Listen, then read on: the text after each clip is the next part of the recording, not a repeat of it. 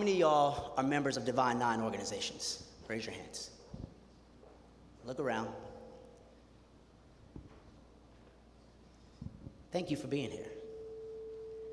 How many of y'all are not members of Divine Nine organizations? Thank y'all for being here. My name is Lee Usher, and I'm the founder and CEO of Prophytes App. Now, before we get started, can I tell y'all a little bit about why we all are here? I'm sure you guys seen this on Instagram and everything, but let me tell y'all why we are here. Is that okay with everybody? I'll be brief before I introduce the panelists. Pioneers, pride, legacy.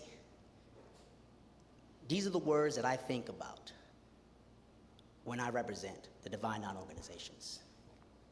1906, Alpha Phi Alpha Fraternity Incorporated was founded. 1908, Alpha Kappa Alpha Sorority Incorporated was founded. 1911, Kappa Alpha Psi Fraternity Incorporated was founded. 1911, Omega Psi Phi Fraternity Incorporated was founded. 1913, Delta Sigma Theta Sorority Incorporated was founded. 1914, Phi Beta Sigma Fraternity Incorporated was founded. 1920, Zeta Phi Beta Sorority Incorporated was founded. 1922, Sigma Gamma Rho Sorority Incorporated was founded. 1963, Iota Phi Theta Fraternity Incorporated was founded. These are the Divine Nine. Now, the Divine Nine, the word was actually coined by a member of Alpha Phi Alpha, Lawrence Ross. Why is that important? Why does that even matter?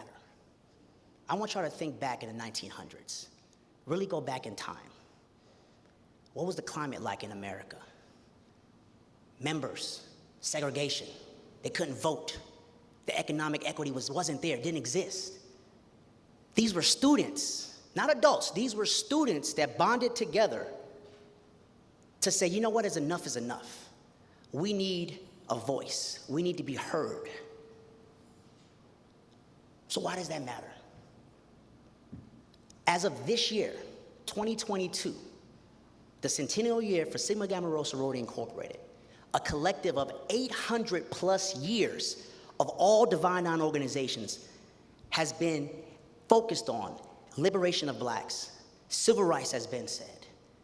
There's a lot of members throughout history that he didn't even name. MLK, Coretta Scott King, Shirley Chisholm, Maya Angelou, Thurgood Marshall. I can just keep going on and on. So why does that matter to us today? So in this looming age of the recession, the pandemic that we all experience, something was very evident in America, that we're not really united, that we don't really have equal footing, that we don't really have equity. We really see now more than ever how the economic divide is tearing us apart. Yet, if we go back in time, 800 years, in fact, we can chronicleize all the things that Divine Nine members have done to achieve that economic balance. According to the US Census, Black Americans with a college degree, median income is $36,000 a year. That's recent. Now let's put that in perspective. The most recent number for Divine Nine is 2.7 million and thousands growing annually, even more after the pandemic.